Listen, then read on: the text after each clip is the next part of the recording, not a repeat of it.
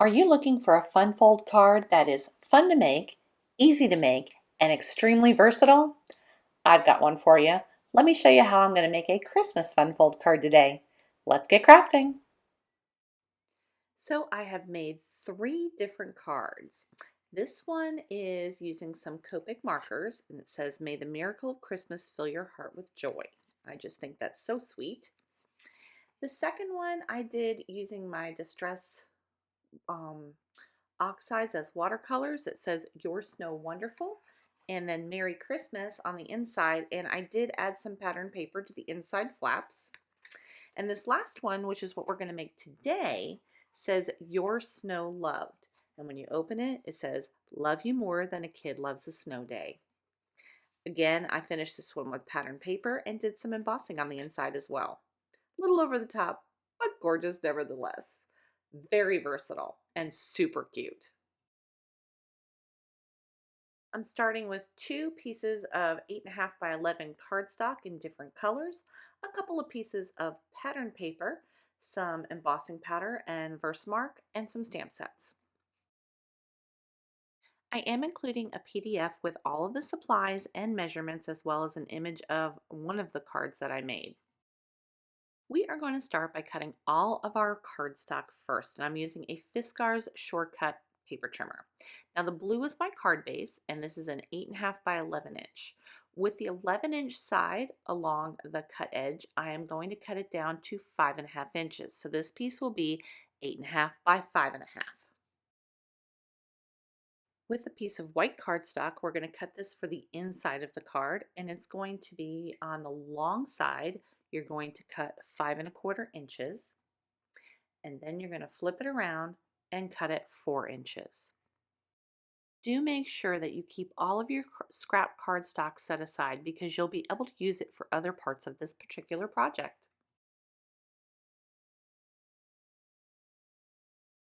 This is a great card to use up your pattern paper. I have no idea where this stuff came from, but this is just a very lightly patterned dark blue cardstock. And I'm going to cut 2 pieces for the flaps, and they're going to be 5 3/8 inches by 2 inches. Now, if you want to use the same on the inside, just cut 4.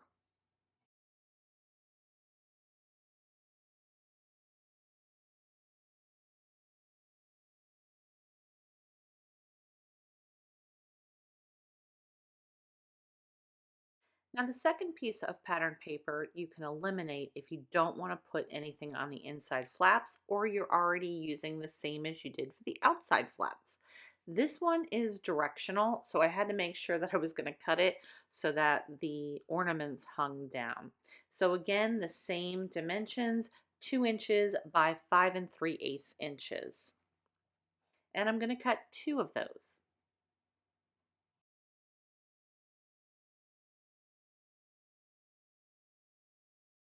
So now I'm going to cut the flaps for the outside of the card, and this is what you're going to stamp or emboss or however you're going to decorate it. That's what this is for. And you're going to cut 3 of these, and they are going to be 3 3/4 inches by 1.5 inches. Now don't let me lose you. I know it's a little bit of cutting at the beginning, but after the cuts are done, it goes by really quickly to put this card together. Following along on my measurement sheet, I'm going to be cutting the mats for behind the flaps. So this is the flaps that you just cut, the white ones. And you're going to cut 3 of these, and they're going to be 3 7/8 inches by 1 5/8 inches. Now, in all honesty, I really struggle with the 8ths and the 16ths, and not because of the math, but because I don't see very well. So you'll notice that I am literally pushing that along and counting. I am standing over my project at this point. And we're done with the cuts. Hey y'all, I'm Wendy from Village Card and Craft, and I want to thank you so much for choosing to spend your time with me today. If you're finding value or enjoyment from the video, please consider giving me a thumbs up and hitting that subscribe button. Ringing the notification bell is free to do, and it just allows you to be notified when a new video of mine is released. Commenting on any video here on YouTube helps other viewers just like you find our content. Now I'm using a 12 by 12 We Are Memory Keepers scoreboard because it has the eighths and it's actually really legible. I can see it. So I only have one score and that's at 2 1/8 on your card base. So in this case, my blue cardstock, that's it. Now, if you're really good and you can fold it inward like a gate without the score, more power to you. But that is not my cup of tea. So there's no way I can do it without a scoreboard. So once you score that one, this is a real pro tip here. Make sure you bone fold it down, really burnish that flap down. You don't need a score line on the other side. Simply fold your cardstock in, make sure everything lines up, and then use your bone folder, and you will never have uneven gatefold ever again.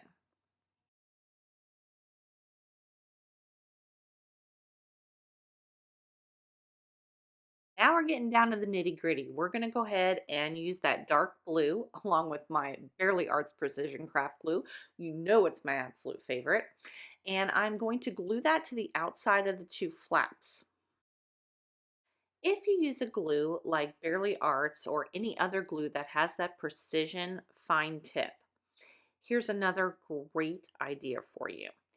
You know that it puts on such a small fine line of glue that you don't get a lot of wiggle room.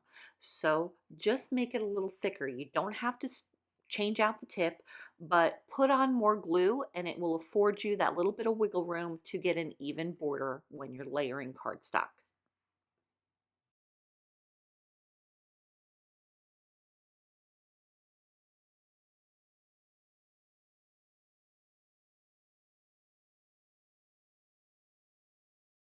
Okay, so I'm changing up my focus now and I'm going to be working on the decorative flaps for the outside of the card. And I remembered, guys, my anti-static powder bag. It's the part I always forget, not gonna lie. I'm using two different sentiments or two different stamp sets, and this first one I'm going to be using is a May May Made It stamp set, and it's called Snow Day, and it was part of a monthly stamp um, club that I belonged to at the time, and I have never used this border stamp, and it's beautiful, so we're going to use it today. Now, because it is a first time that I am using this particular stamp set, you can see it's very sticky in my stamp positioner. I am going to go ahead and rub it down with my glue eraser to get any chemical gunk off of it so that I get a better impression. I am using VERSAMARK, which is a clear sticky ink to ink up my stamp. You can use any clear sticky ink or even colored for that matter, but we are going to emboss it. So if you're using a colored ink, if you're going to use gold embossing, it's going to cover it up anyway. I have to peel off the stamp. And I only, because this stamp is so sticky, you won't really want to be careful with making sure that if you're going to ink it up a second time, that it is in exactly the same place so you don't get a double image, which is actually what happened to me the very first time I did this. Now, I know a lot of people use coffee filters or special contraptions when they're embossing. I just use a piece of leftover paper, computer paper, and I'm using Ranger's gold embossing powder and dumping it off, and it came out to be pretty good. I have one little spot there that I'm going to retouch, tap off, and then we're going to go ahead and heat emboss it. Confession time, I am a klutz, and if I don't put that embossing powder back in the little pot and put the top on, I will surely knock it over.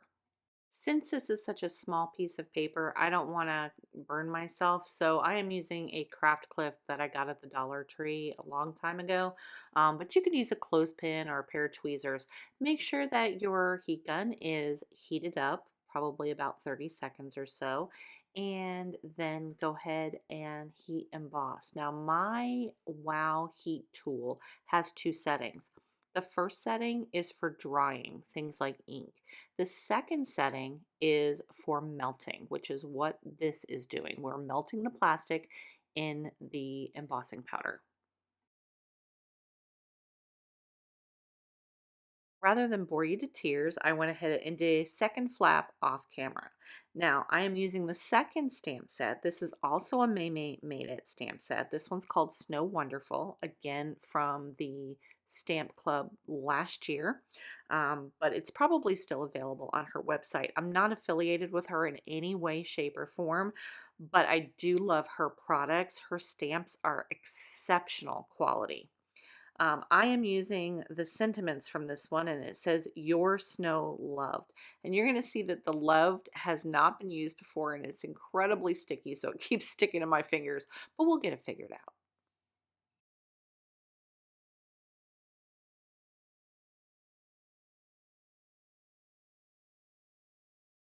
Okay, once I stop fighting with the stamp set, and it wins apparently, I'm going to go ahead and stamp that out. Now, this is going to be stamped out in VERSAFINE Clair in Warm Breeze. Now, this is a beautiful blue clear ink. I really love the VERSAFINE clear inks for stamping out sentiments. I believe I'm going to also go ahead, because I know me so well, I am going to emboss this in clear. You don't have to. If you're patient enough to let it dry, by all means let it dry, but I'm going to go ahead and emboss it and make it shiny in clear.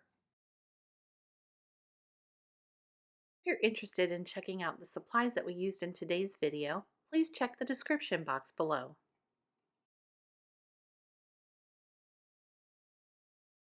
Okay, so I didn't edit myself and I decided to add some gold embossing to my card. And yay me, I remembered the anti-static powder bag again. I'm so proud of myself. Anyway, I am going to use a combination of snowflakes that are in this particular snow day set. And I'm going to use the VERSAMARK clear sticky ink and the gold embossing powder to mimic the gold that is in um, the side panels on that patterned piece of paper.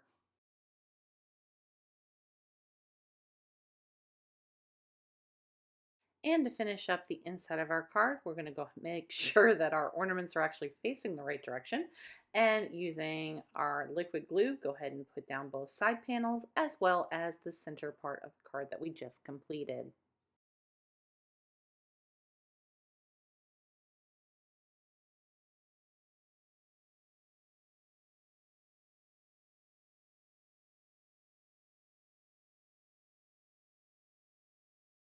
Okay, the inside is complete. Now we're going to take our decorated small panels and attach them to their coordinating blue frames. Okay, now this is real technical here. I'm just going to line up with my fingers about the center, and that's as far as the glue is going to go on the left-hand side for the top and the bottom part. The third flap, the one in the middle, that's going to get glued down on the right side. So like I said, I'm not measuring anything. I'm just kind of marking it with my fingernail. And here's the last one. We're going to mark that and do the right side. And then this card is done.